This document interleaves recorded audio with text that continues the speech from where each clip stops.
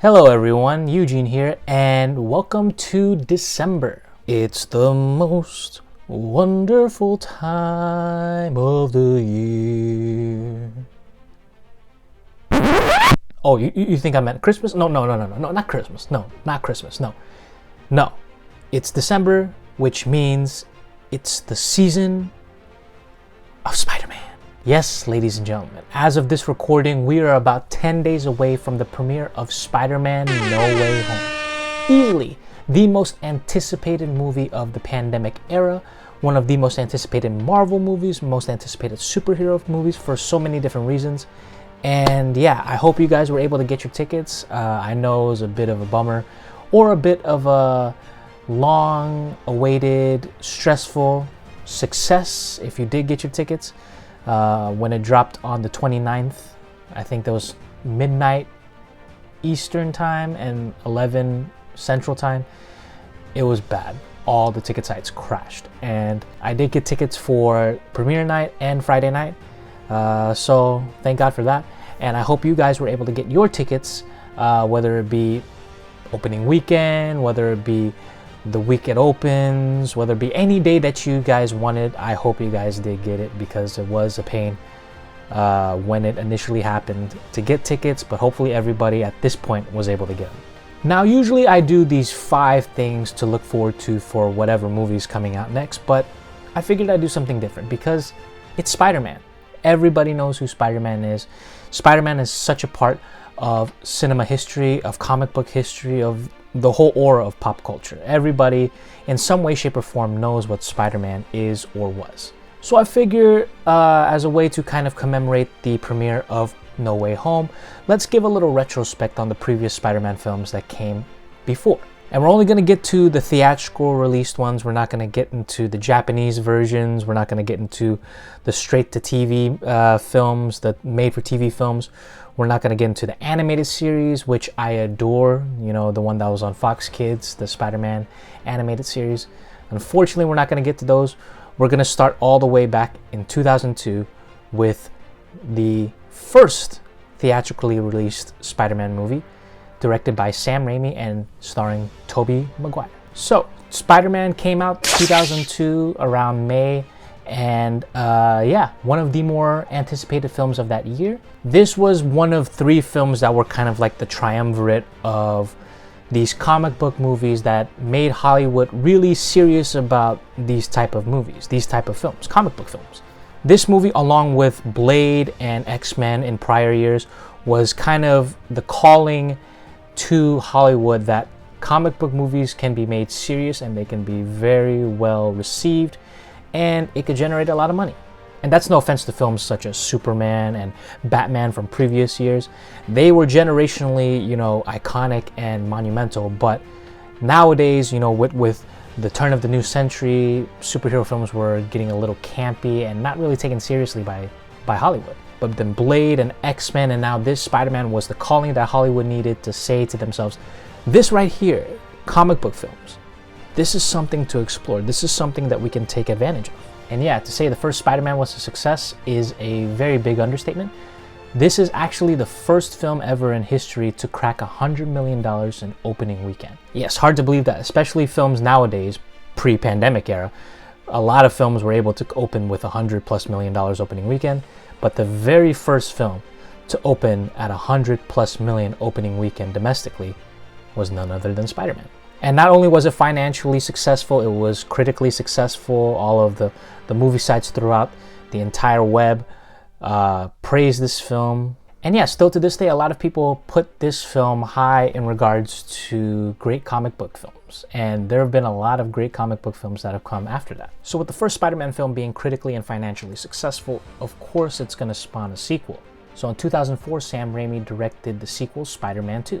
Now, this film did well, may not have had the big opening box office numbers like the first Spider-Man film did. Yeah, it made a little less than it did domestically and internationally, but what it lacked in the finances, it made up so much more critically. A lot of the critics are deeming this better than the first part, and some were even deeming this to be one of the greatest comic book films of all time. Still to this day, a lot of people would label this as one of the best Spider-Man films. Hell, even one of the best comic book films of all time. For me personally, I find this to be my favorite Spider-Man film of all time, and somewhere lingering in the top 5, maybe top 10 of my favorite comic book films of all time. There was a lot to go around in this film that made it so successful and made it so enriching and fruitful. And you can start by looking at the villain himself, Alfred Molina, who played Dr. Otto Octavius, aka Dr. Octopus. And I feel like this was a little bit more of a mature version than the first Spider-Man film.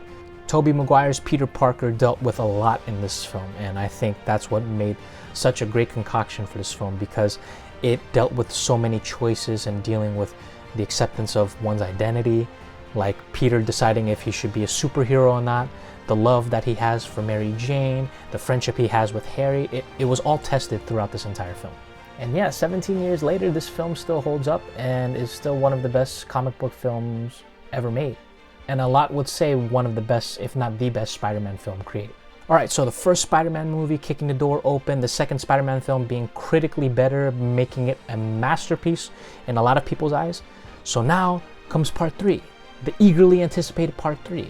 And yeah, we got that. Spider-Man 3 Spider-Man 3 was Spider-Man 3. It just became something that just did not age well over time. Look, I think it's okay. But in, Spider-Man standards, especially when you came off, hitting 2 homers out of the park with Spider-Man 1 and 2. With 3, it just became very much a letdown, a very big disappointment. And a lot of it stemmed with just the oversaturation of villains. I mean, Sandman, Venom, the New Goblin, and you can even count the Black Spider-Man as a part of being, a villain. And it just was a lot to kind of digest in such a short amount of time. Not to mention kind of the mopiness and sadness that kind of overlaid this entire movie of Peter Parker nearly crying in every scene.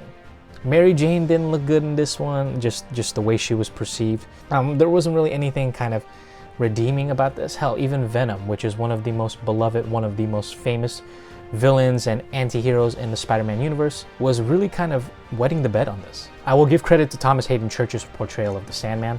I think that was probably one of the more stronger characters in that movie, but it's really not a lot to go off of when you have everything else that kind of played out the way it did.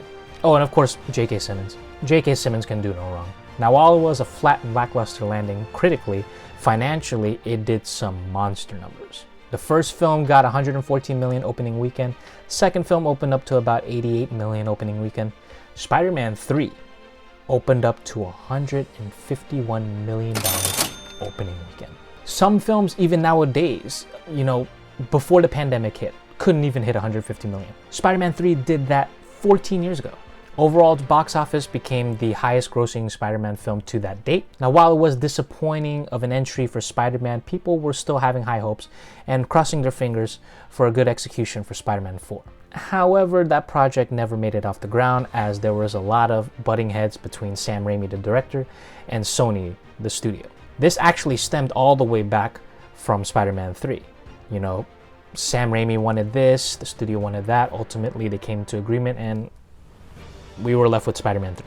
And there was other factors in regards to kind of the narrative, but Sony wanted this, and ultimately, they couldn't come to a middle ground, and ultimately Spider-Man 4 was scrapped. Now, while Spider-Man 4 was scrapped, there was still plans within Sony to develop a Spider-Man film for a set date in 2012. What comes of it, we'll get into part 2 for that. But that'll conclude part 1, the Tobey Maguire era of this whole Spider-Man retrospect. Please tune in for tomorrow's episode for part 2 while we go over the Andrew Garfield era, and then ultimately part 3 when we go over the Tom Holland era. Thank you guys for tuning in again. Once again, Spider-Man No Way Home is in theaters only December 17th. Hopefully you got your tickets, or hopefully your friends or your family or your loved ones were able to get you tickets. And yeah, as you can see, I'm eagerly waiting for this movie. I cannot wait for this to come out, and I hope that everything that I speculate happens will happen. If it doesn't, might be a little disappointed, but hopefully it doesn't ruin my experience for the entire film. Thank you guys for tuning in, and I'll see you guys again tomorrow for part 2 of this Spider-Man retrospect.